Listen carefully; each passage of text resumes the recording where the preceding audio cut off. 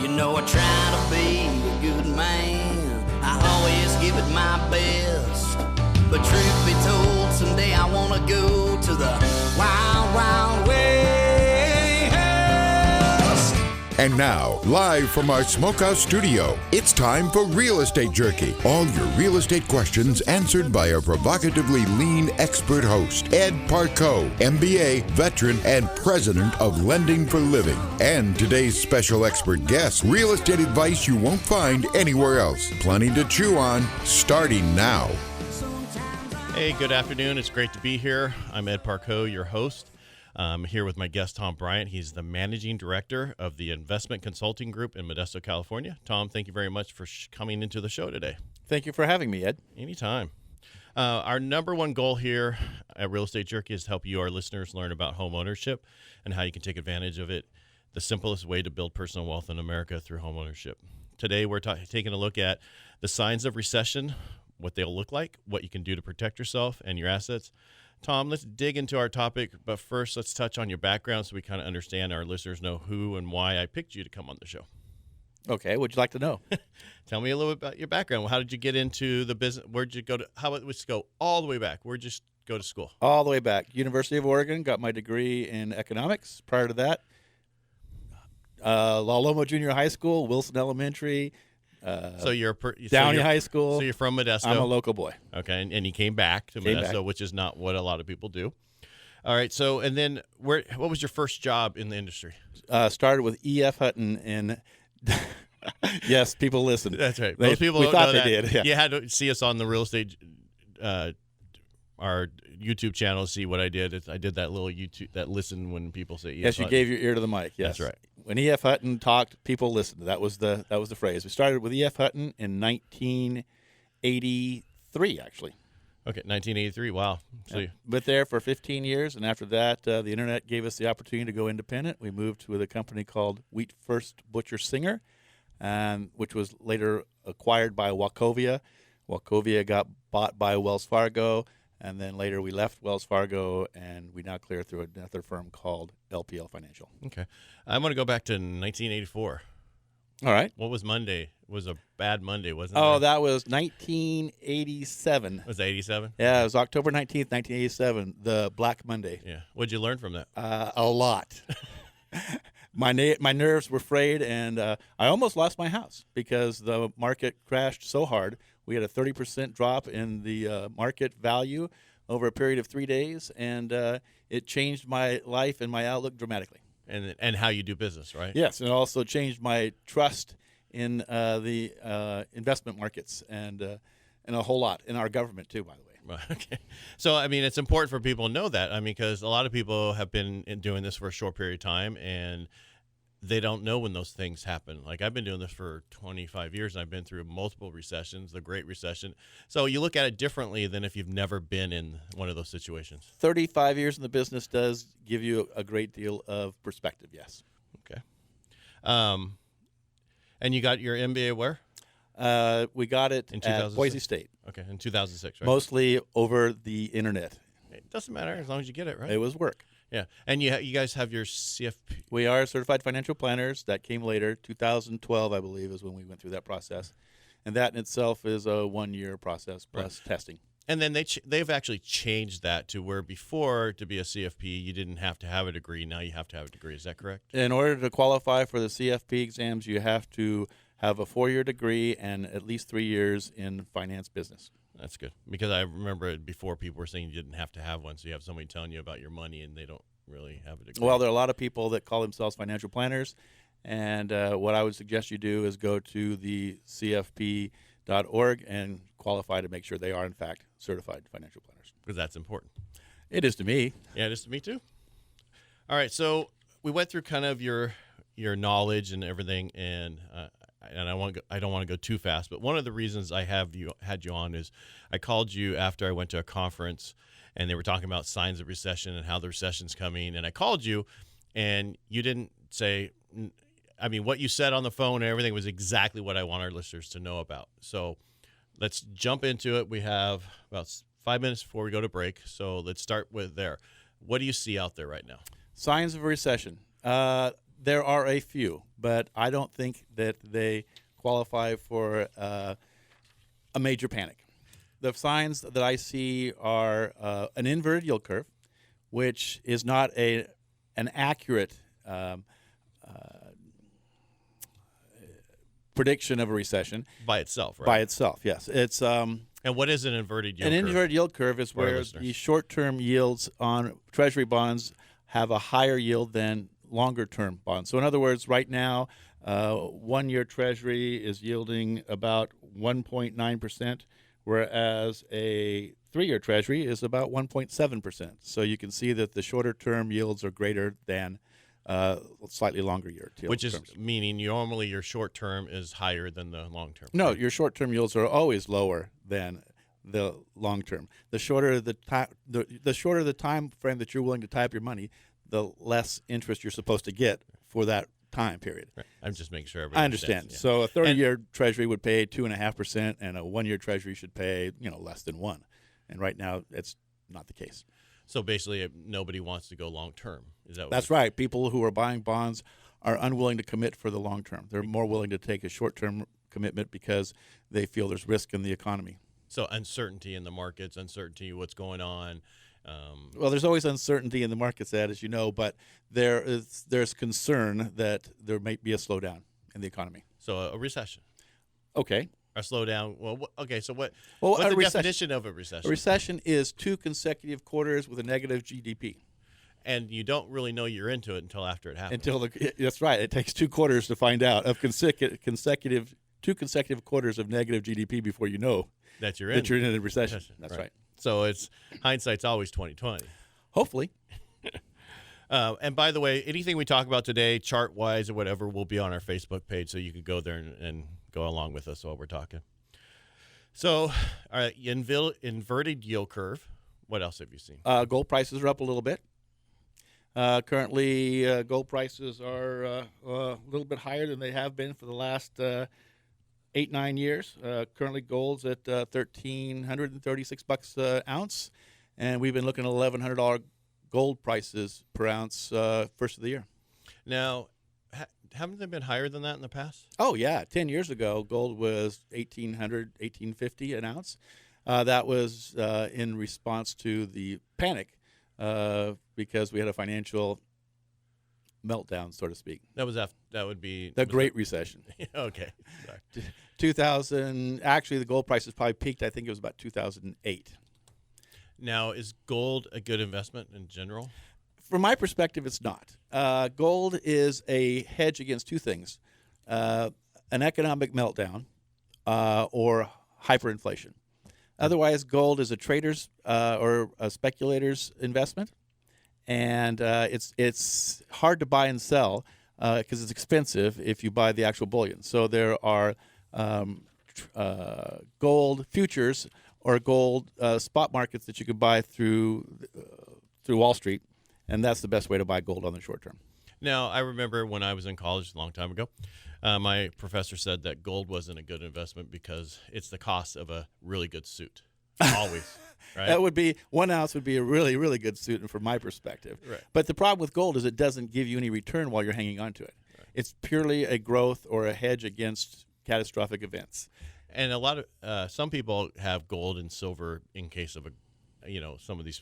I don't want to say weird different people out there think about if the government takes over, I have gold and silver and I can keep going. People think of gold as a hedge against global meltdown or the government taking over, or just they want it in their pocket or in their safe because it makes them feel comfortable. I think that's a fool's move. Well, because basically you got to then sell it. Yes. And then someone's got to be willing to buy it from you. And if you sell it, you have to subject it to an assay test, which is to test checks the purification of the gold to make sure that you haven't melted it down and doctored it up. So that cost about 10 to 12% of the sales price is what goes into the actual transaction of selling it. That's why it's cheaper just to buy a ETF, an exchange traded fund of gold on the through your advisor. Okay.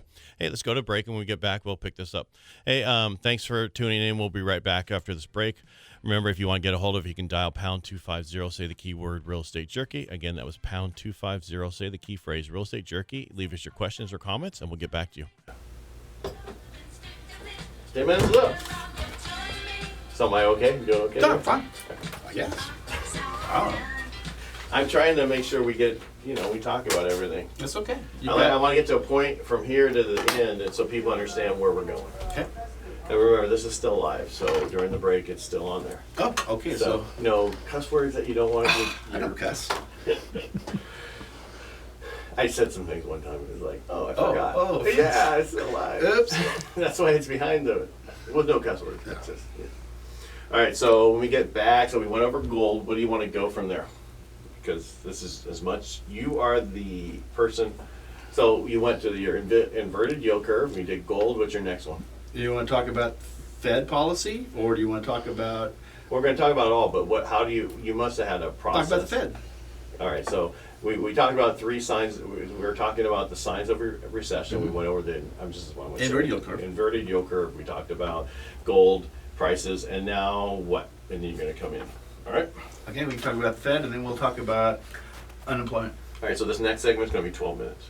You know how we are. We're very competitive. I mean, I was off by like not even an eighth.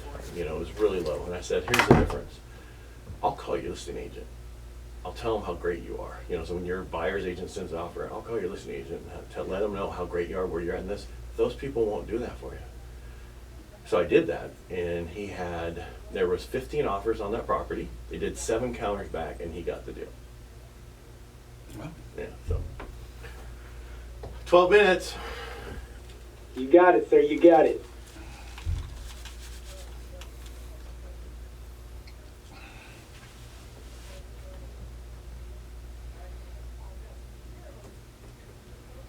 Ready?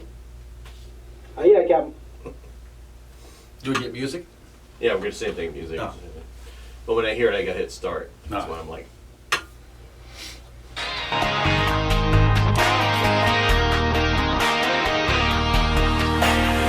Long-lasting Real Estate Jerky is back on Power Talk 1360 KFIV. And we're back. And for those of you just turning in, I'm Ed Parcaut, mortgage advisor with Lending for Living, and your host, along with my guest today, which is Tom Bryant. He is the managing director of the investment consulting group here in Modesto. Tom, we were going out to break. We were discussing whether or not recession's coming and what those signs are. I think the first 2 signs we talked about was the inverted yield curve and gold prices, right? Yes. And then, so what else? What are the other signs? Well, higher interest rates would be a concern. As interest rates rise, that's generally a reflection of inflation.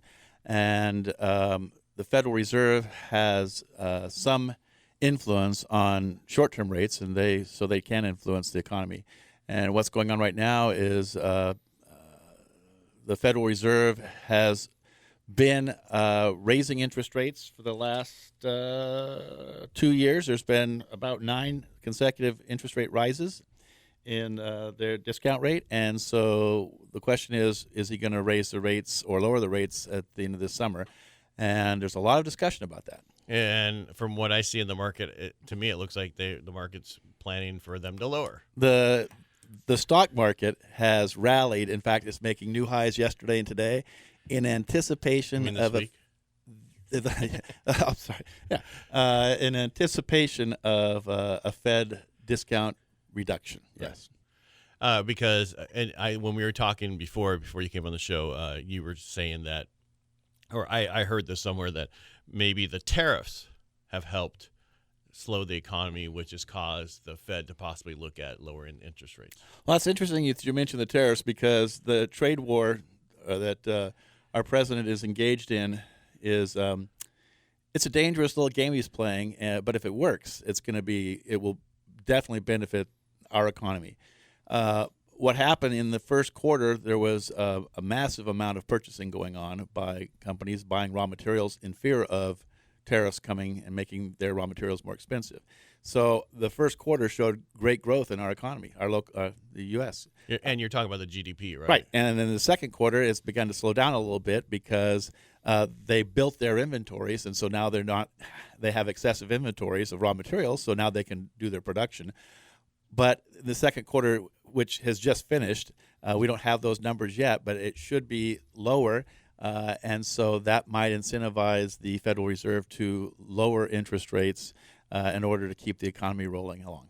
Now, the Fed key points to what they want to do is they want to keep inflation under 2%, right? That's They like their mandate. 2.5%. It gets above 3%, and they get nervous. Yeah. Right. So if they keep, then that was one of the things they were talking about before their mandate was to keep it under 2%, and it's been there. It's actually lower than where's it at? Do you know what the core rate is? Right now we're at 2.1% on average for the annual GDP. Is what it looks like. So, all right. So if everything goes the way we think it's going to go, the GDP that's going to come out is going to show a lower GDP, right? Well, yeah, they're actually anticipating a lower GDP by 2020 of 2%, but 0.1% is splitting hairs. So we're going to see. I don't think the Fed should lower interest rates this summer. I think the economy is clipping along pretty well, and I think we should stay out of wait-and-see policy, although he's been dovish this last few times he's talked, and that sounds as if he is willing to lower interest rates. If he doesn't lower interest rates after the next meeting, there will be a backlash by Wall Street. They'll penalize him a little bit. A short-term sell-off, yeah. And for our listeners who don't understand those terms, dovish and hawkish, what does that mean? Dovish is soft. Hawkish is firm or strong. Hawkish would mean he's looking at raising rates because he's concerned about inflation. Dovish is he's giving in because he's concerned about a recession. Okay. So he wants to stimulate the economy by lowering interest rates and slowing down the economy by raising interest rates. Right, and it's just not him. I mean, because they look at everybody on the Fed. There is a board of governors, yes. So it's not one man making a decision. Right, it's a general consensus. And they could have 3 doves and 4, whatever the number is. Right now I think the consensus is there's 1 or 2 really pushing for a discount rate. There's one that's absolutely adamantly opposed and thinks they should raise rates, and the rest are like walking the line. Yeah. I mean, for most people don't realize what they do, it only has to do with short-term interest rates, which was like credit card, equity lines of credit, certain other things. It has nothing to do with mortgage rates. No, it's the rates that the banks borrow from the Federal Reserve. Right. So, and that's totally different because, I mean, if they do nothing, I mean, right now interest rates have been dropping and they look like they're going to continue to drop, but we don't really know until, next quarter and see what happens. But it's a little weird to see. I got in this business. I was taking people from 13 to 9, and they loved me. And then we started this last year.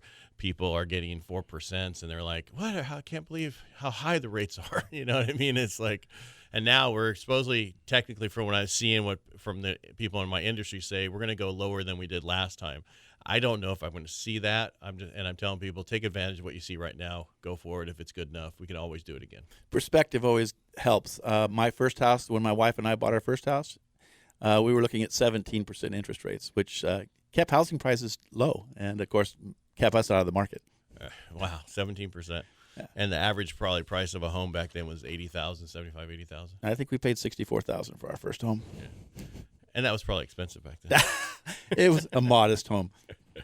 Well, it was probably in Modesto, right? It was. Yeah. So, I remember in the 80s, my parents bought a house and it was $80-some thousand. Yeah, this was 1984. A good year. I don't want to go back. All right. So we talked about the Fed a little bit about what they do with their rates. What else do you see? Well, unemployment rates are extremely low right now. In fact, they're the lowest that you and I have seen in our lifetime. And so right now, unemployment is at about 3.6%. And generally, unemployment at its low is a strain on the economy because generally manufacturers and employers have to pay a higher wage to get more people to work, or they have to steal employed people from other jobs. And so there becomes a more competitive wage when unemployment is low. In other words, if there's lots of jobs available and there's few jobs available and lots of people looking for work, you don't have to pay as much. It's a supply and demand issue. Right now, there's few employed people that are employable and a large demand for employees. So you're talking about wage inflation? Is that what you're talking about? I'm talking about wage inflation due to a low unemployment rate. Do we have that wage inflation? We don't. And that's one of the reasons that I'm thinking that we might divert a recession, because generally wage growth increases prior to a recession, and we have not had any serious wage growth. since the late 80s. The average growth in wages is 4%, and we are still below that at 3.4%. And again, for our listeners, if you want to see this, we'll have this on our Facebook page. So how was our wage during the, recession? Basically from 2006 to 2010, or, do you have those numbers? I do. From 2006 to 2009, we were above 4% wage growth. So right in the middle of the beginning of that recession, wage growth was above average right now, or then, and now it's well below average. But now understand that wage growth was down to 1.5%. That means the increase in the wages that we were earning as employees was only growing by 1.5% back in 2012, and now it's growing at 3.4%. So what would really stimulate wage growth and could really force a recession could be a national increase in the minimum wage. If you push minimum wage to $15 or $14 or $13, you might see a real impact on the economy, because that would push beginning wages up much higher. And also, then you'd probably see some companies do away with those jobs and make it more automated. They're already doing it. Right. Yeah, go to the Amazon Center and you'll see few people and lots of robots. Wow. So there's a lot of things to think about, and whether or not if wages go up that significantly, then you're going to see people looking for alternative methods or fewer employees, and they'll expect a higher production out of their existing employees. Don't we do that anyway? We are trying, yes. Right. You got all these cars that's going to drive themselves. You have these, semis that are going to be driving themselves. No, I'm not so sure about that. The technology's there, but I'm not sure the people are willing to give up control. But that's just my opinion. Well, not yet. Yeah. Maybe our generation's not, but I'm sure there's other generations who are willing to do that. Yeah, maybe. The next generation might be willing to give up control and allow a car to tell them where they're going to be. Yeah, they just don't care how they get there. There's certainly an application for that. If someone's disabled, obviously self-driving automobile or transportation would be advantageous. But from my perspective, a truck driving down the highway without a person in it is a huge liability, because there's no one protecting past people all walking down the road or other cars. Right. To me, it's still scary for me. I'm just thinking about it. It's a possibility. But if it occurs, then that's lower wages. That's a loss of a job. Correct. And those are the kind of jobs that we really need. Right. Because actually, from when I checked a while back, California and Texas, there was a huge need for, besides construction people, truck drivers. There is a big demand for truck drivers, and especially hazmat truck drivers. Yeah. Well, those should be automatic drivers. No, people that know how to respond to hazardous waste issues. Oh, really? Yeah, if someone's driving a gas truck or a truck with some sort of chemicals in it or fertilizers. Those are hazardous waste types of jobs where there's a high demand. And didn't your family used to be in the petrol? My family was in the oil distribution and gasoline transportation business. Yeah. So you would know about that. Well, I know a little bit about it. Yeah. All right. So let's go out to a break, and when we get back, we'll pick that up. Sure. All right. We got to head out to a break. I'm a veteran, like most people know, and I usually talk about members of our military and honoring veteran business owners. But today I want to give a shout out to my son, who left for the Army on Monday. His mom's still sad about it, but he finally got there on Wednesday, and he said he's in South Carolina, and he said it is very hot and humid. But, that's his least of his worries right now. So we'll talk to you when we get back. And remember, you can call us at pound 250, say that keyword Real Estate Jerky, and we'll take it from there. Have a great day. Bye. All right, so we're coming back. That's 1 and 2, so we got 12 minutes and then 10. Wages, GDP numbers, inverted yield curve. I was writing down the slides you're going to want. Wages versus unemployment. Gold, anything to gold prices. I'll find something. That chart's probably not here. And then You got to, we put it on Saturday.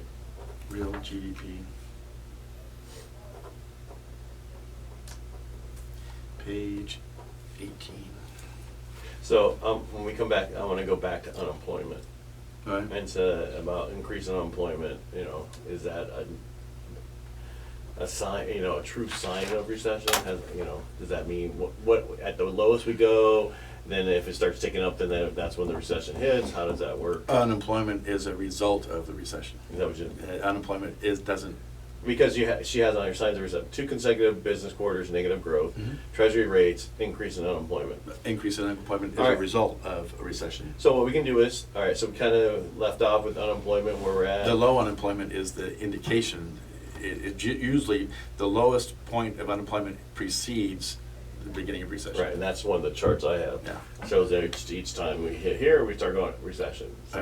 But the question will be, how long can we keep low unemployment? Yeah, and the other issue really is unemployment doesn't really indicate the people that have stepped out of the job market. It's the people that are looking for jobs. Right. Right. So we're reading that. But next one would be how to protect yourself in a recession. Okay. And we can talk about that. We've got 12 minutes. And then signs of slow growth, which has wages and management, GDP numbers, inverted yield curves, kind of the same thing. So, and then these are just stuff she had on here for me to ask about. So when we come back, we'll come back and just rehash the unemployment thing, and then we'll go into, well, how do you protect yourself? Right. And last 10 minutes, we can just, figure something. Right. So we got 12 minutes. It's not so bad. We could also talk about the components of GDP or what the GDP average numbers have been historically before and after recession. Okay, so I've how got about those this? I'll numbers. bring us back, and you can just Ramble. let everybody know how much you know. Oh, jeez. You'd be here for hours and hours. Well, that's and like, hours. for what I know, it's like, you never know. I mean, I have some people right now, I'm doing self-employed, and, guy wanted to add on his dad to the thing to help him qualify. I won't get into whole details, but it's like I didn't want to because I know the dad owns like 5 businesses, and now we have to go through all the K1s, geez, adds back in depreciation, all the losses, and put all this, and it's like a nightmare. Luckily, I have staff members to do that now. That's good. Whenever you're ready.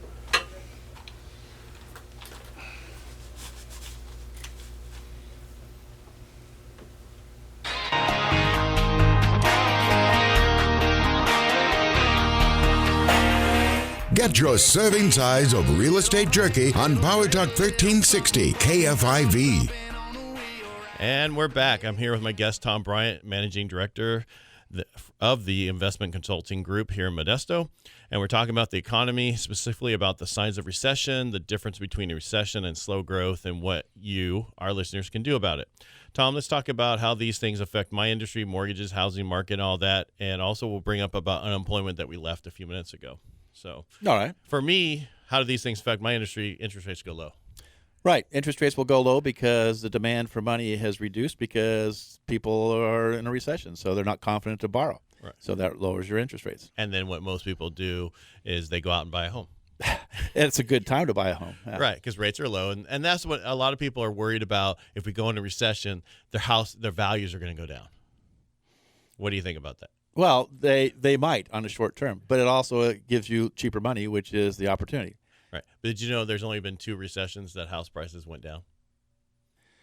I have a chart for that. That's why I didn't know if you knew that. I did not know that. I probably lived through one of them. Yeah, 91, 92, house prices went down about 3 to 5%. And then the Great Recession, I talk about all the time, the actual real estate market took us into a recession, right? And became the Great Recession, or what most of us said, the Depression.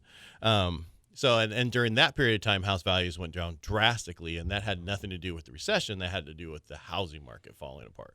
And there was a lot of opportunity during that time, too. For a lot of people to buy who didn't have a chance to buy before, and a lot of people bought multiple houses, right? Right. A lot of investors went out and bought a lot of real estate because their cash flow on those things were amazing because they could rent them out because a lot of people actually lost their homes. Right. And a lot of those people who lost their homes are bought again right away, or, but what we see from that is we see a lot of people in their children of people who have lost their homes don't want to go out and buy a home because of what they lived through with their parents. And I don't understand why that is, Ed, because to me, it seems like any time that you can buy a home and build equity and do it for the equal amount of a rent payment, or in some cases less than a rent payment, you'd be crazy not to buy the house. Right. And for me, I look at it, for most people, they don't, we had your son on here, if that's okay for me to say, and he does 401ks, 403bs and all that. And most people, and IRAs, most people don't invest in that, but they can go buy a home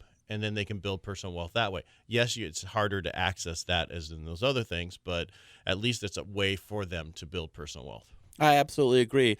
And also, thank you. I'm glad you didn't say I don't agree. And also, you have made it so it's not that difficult to access the equity in the home, so people can actually get access to those that increased value if they need it. Right. And I've actually, because I was against people refinancing and paying off short-term debt, but I've seen some programs that I put together lately that if you do that and then the money that you save per month, add it back in and pay down the mortgage, you can actually pay that off in half the time. It's amazing. Yeah, as a general rule of thumb, borrowing against an asset that if you don't have to is not a good idea. I, too, advise people not to borrow against their 401k or 403bs or retirement accounts, but because those are assets that are being put away for a later date. But if there's the right opportunity, it makes sense. Right. Because I actually, during the Great Recession, I knew a lot of people who cashed out of their 401ks and 403bs and went out and bought real estate with it. Yeah, and it works. But the penalty for those people was horrendous. They ended up with 50 cents on the dollar, so they better make some good money on the other side. Well, a lot of them did. Yeah. So where do you want to go from here? Well, let's talk a little bit about you want to speak briefly about the unemployment issue again, or the unemployment numbers. Right.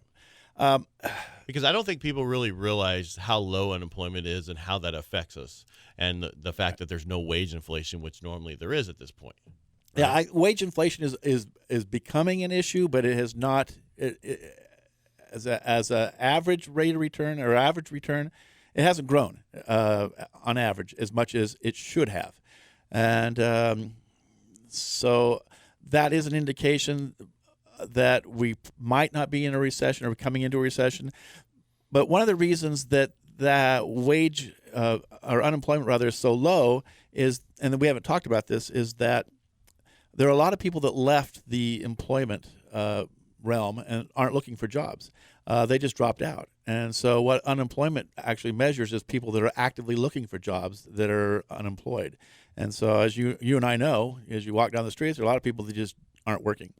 And so that keeps these unemployment figures, they're a little skewed. They don't tell the whole story.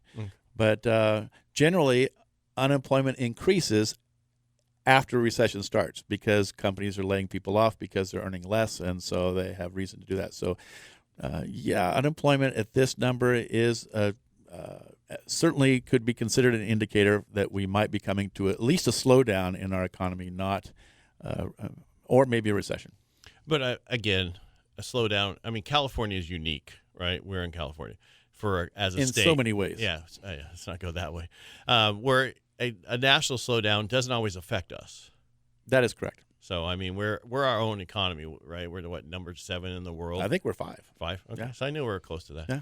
So I mean, that's a totally different. So but I can see when you talked about in the last segment about if the wage for the $15 what's the word I'm looking for, the first minimum wage. Thank you. Gosh.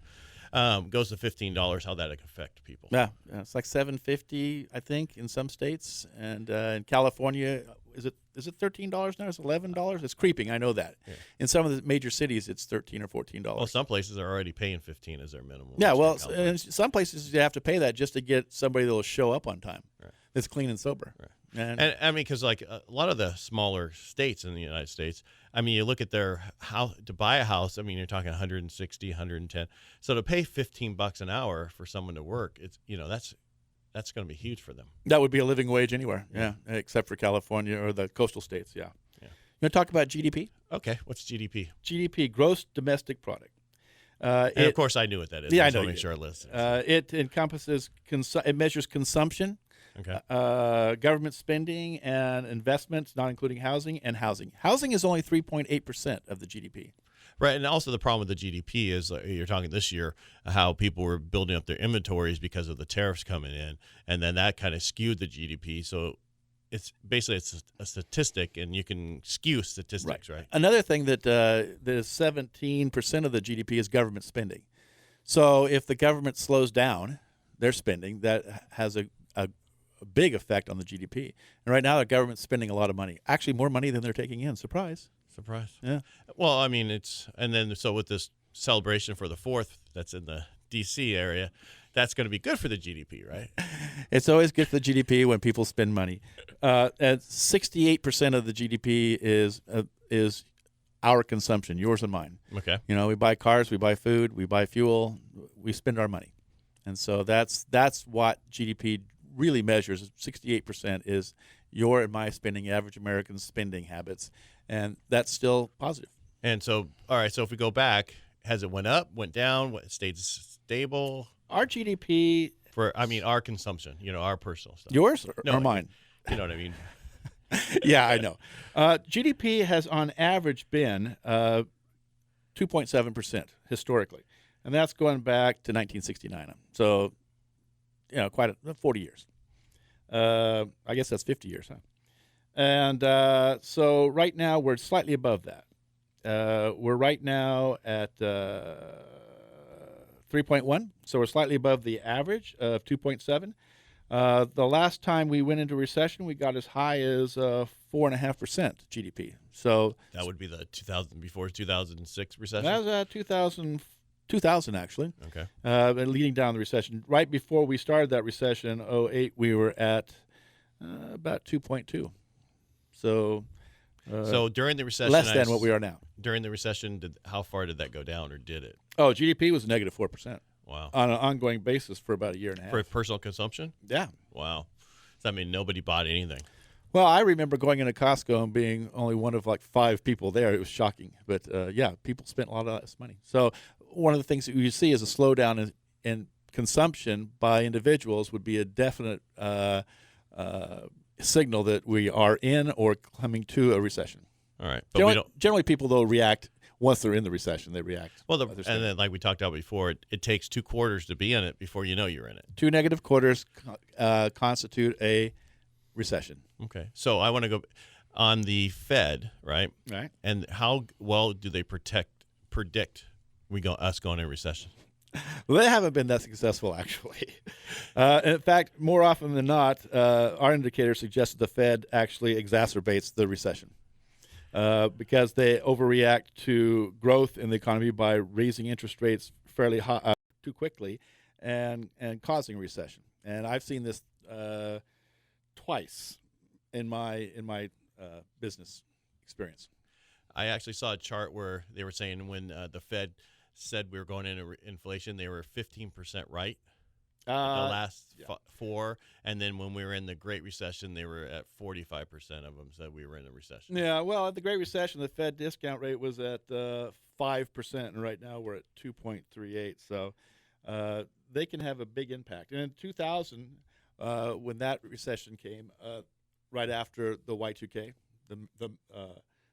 the Fed was at about 6.5% discount rates. You can buy right now. 30-year Treasuries are like 2.3, so they can cause some trouble for us. Of course they can. So basically, we have about a minute before we go to break, and we didn't talk about how to protect yourself yet. Correct? Yep. All right. So when we come back, we'll pick that up. Is there anything you want to add before we go to break? There's so many things I'd love to add, but no, there's nothing. I'm good. All right. So why don't we use this extra time for the next segment? All right. So we're going to go to break. We'll be right back. Thank you for listening to Real Estate Jerky. You remember you can listen to us 24/7 via our podcast, also at iHeart.com, iTunes, or you can just Google us, Real Estate Jerky, and find us. We'll talk to you when we get back. All right, so we'll have about 10.5 minutes when we get back. Cool. So this last part is going to be all about how to protect ourselves. Are you ready? Shoot. We doing okay? Yeah, I'm doing great. It's not boring. It makes sense. All right, the last 10 minutes all about how to protect yourself. Wear condoms. I love it. I was going to say, wear a recession condom.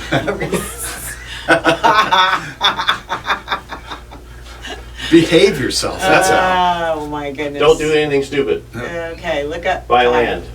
3, 2, 1. Recession kind. Wait, that wasn't fast. That was too fast. Too fast. Just look at, you gotta look at her. Yeah, put your headphones on. No, the headphones on. Yep. And Hey. 3, and 2, and 1. Yay. Thank you. Yay. Ready? Oh, and then as soon as we're done with this, I have a minute. I have a thing I gotta read afterwards. So we'll finish, and then you guys will all leave, and I'll do my minute. Leaving the bull behind, it's Real Estate Jerky. And we're back for our final segment of our show. I'm Ed Parcaut, your mortgage advisor at Lending for Living, with my guest, Tom Bryant, managing director, the investment consulting group here in Modesto. All right, Tom, we've been focusing on economy, GDP, and a little signs of recession. How do we protect ourselves? How do our listeners protect ourselves from this recession? Not that we don't know if one's coming, but what would you recommend people do? First of all, don't panic. If I were anticipating a recession, I would be doing a couple of things. One, I would be building cash, because recessions often provide opportunity. So I would be building cash, which at my office we do build cash all the time. We're always collecting cash for our clients, and we're building it, looking for the next opportunity. I would be buying short-term treasuries, and that's what the yield curve tells us right now. That's why the short-term yields are higher than the long-term yields, longer-term yields, because people are buying short-term in fear of a recession. So that money will be available to invest in the next 6 months to a year. So you could buy short-term treasuries, have a money market fund that pays a nice high rate. I certainly wouldn't walk away from investments that are giving me cash flow of 4%, 3 or 4%. So I wouldn't do that. And I would probably not be looking at buying aggressive growth stocks if I am anticipating a recession. Because during most recessions, stock market goes down, right? Not always, but the market will react to a protracted recession. So once we're 3 or 4 months into negative GDP, the market could start reacting negatively, yes. And that would mean they could go down 20%, 40%, Well, you and there's know, been right? times, Ed, when the stock market has kind of caused a recession, too. Surprise. What year was that? There's been several. So the market will tend to be 3 to 6 months ahead of what the economy is doing. So they will, if it anticipates a recession, it could sell off to 10 or 20%. But we've seen 9 or 10% sell-offs like last winter. Between October and December, we had about a 15% sell-off cumulative between those 2 months. And now isn't it back up to its Oh, high yeah. again? We're back up to, in fact, we just broke October's high of last year, and the S&P Standard & Poor's 500 is making new highs. As we spoke today, it made a new high. Wow, that's amazing. So what do we do? So be careful. Buy really good investments that provide you with cash flow. Look at real estate. That if you're buying real estate for an investment, of course, you're going to be smart enough to look for the cash flow, what kind of cash flow you're going to be getting on that. Keep your powder dry. If you're looking for a great investment and you're anticipating a recession, then you should hang on to your cash. Okay. A wise man once told me to always hang on to. He had millions, and he'd said I would approach him about his cash, and he'd say, "That's my opportunity money." And he always was ready to take advantage of a recession or when a great opportunity came along. And they tend to be more obvious during a recession. And typically recessions in the past, except for the Great Recession, how long do they normally last? 18 months to 2 years? I mean, is there Generally 2 to 3 quarters. Oh, so it's not that long at all. No, it's not. It hasn't been, except for the 2007 to 2008. 2009, it began to recover, but the market was down 50%. And I think the real estate market followed that. So the stock market was down 50% over a 2-year period, but it took real estate 3 or 4 or 5, 8 years, I guess, to really 5 years to really completely unwind itself. And that was because of the overbuilding during 2005 and 2006. Overbuilding, and some say it was probably because there was an oversupply of money. Money was really easy to get their hands on. Remember the subprime lending? Yes, totally remember that. But there were some programs that should have never been brought up or done, and those won't be done again. And one thing about today is most people are putting money down, right? There's not the 100% financing except for VA and USDA. But I mean that back then anybody could buy a house at 100% financing, 80% first and then 20% second. So it created issues that we are not going to see. So, well, I would have to defer to your expertise on that. So if you say so, I mean that was there was loans where do they have a pulse and they could buy the house. That's right. And those are the issues. If you have no skin in the game, you're more likely to walk from your house. Right? If you have no skin in the game, that's right. People were walking because they got a free boat and a new truck out of the deal. They refinanced their house, got a boat and a truck, and then walked away from their house when it dropped in half. And then some people would go out and they went and waited and bought another house before they let the other house go. So. That's right. And that's one of the arguments why it took a while for our economy to recover, is because lending is not as loose as it was back then. It's not it's not super difficult. You just have to have, you have to be able to have the credit. You have to have the down payment. You have to have income, the things that you supposedly should need to buy something, and a history of paying off your student loans. That's one of the issues that we're going to see going forward, is because the student loans debt is so great for a lot of these young people that I came across somebody who had $484,000 in student loan debt, and she's just becoming a psychologist. And other people, I've talked to other people, and they've run across people with $240,000. And so what is that cost of getting that degree? Is that worth it for some people? And that's what people have to look at over the next few years. Well, they should have been looking at that years ago. I know, but a lot of people, they want to be the first one in their family to have a degree, and then they don't know that issue, that happens. And again, they're awfully easy to loaning these people this money. Yeah. And maybe it shouldn't be so easy, but that's not what we're here about. We're here about the recession and what to go forward and how to protect yourself. So basically, from what I understand now is, we have the signs. You want to go through the signs real quick? Inverted yield curve, low unemployment. Gold prices. Gold prices are higher than they have been. They're up about 15% from the low in December, and we said unemployment, right, already? We talked about unemployment. Wage growth is a negative. It's not going up as much, so that's on the other side. So if we do see wage growth start going up, then we need to start worrying.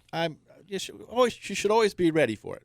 All right. So we see those, but nothing major right now that we can put our. I would think that it would take something catastrophic in our economy, something surprising. That could, if it happened overseas, or it could happen at home. And let's hope that doesn't happen. Let's hope our government's on their toes. So with the tariffs, right, that are still in play with China, and and then things that are going on with Iran, how do you see that affecting us? Well, those are the unknowns. Iran is a scary situation. The majority of the people there and here don't want a conflict. Right. But we've got some people that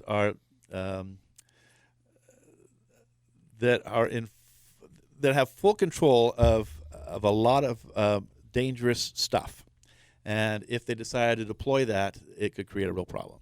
Let's pray. Let's hope and pray that they don't, and let's hope that our government has some real bright people that are talking to those people. Right, and I think I think nobody wants to go to war. Right. Everybody, but you're going to have those extremists on every side that can push real easy. Surprisingly, though, short term, a little bit of conflict is good for the economy, our economy.